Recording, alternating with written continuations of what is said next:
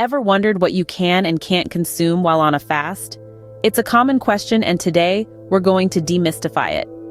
Fasting, in its various forms, has become a popular way to lose weight and improve health. But it's not as simple as just not eating. There are certain things you can consume during a fast, and others that you should definitely avoid.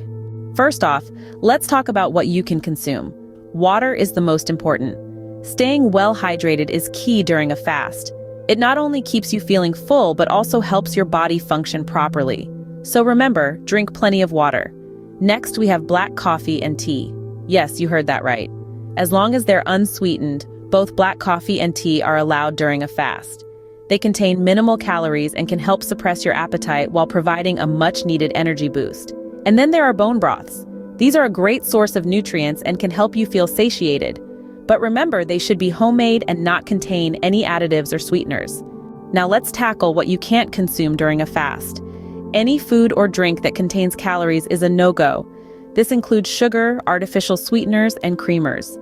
Even though they might seem harmless, they can actually trigger an insulin response and break your fast. Surprisingly, diet sodas and other zero-calorie drinks are also off the table. While they may not contain calories, they can still cause an insulin response due to their artificial sweeteners.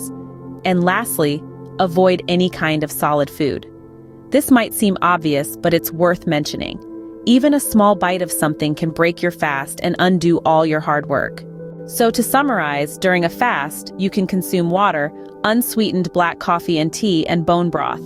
Avoid any food or drink that contains calories, including sugar, artificial sweeteners, and creamers, as well as diet sodas and other zero-calorie drinks. And of course, avoid solid food.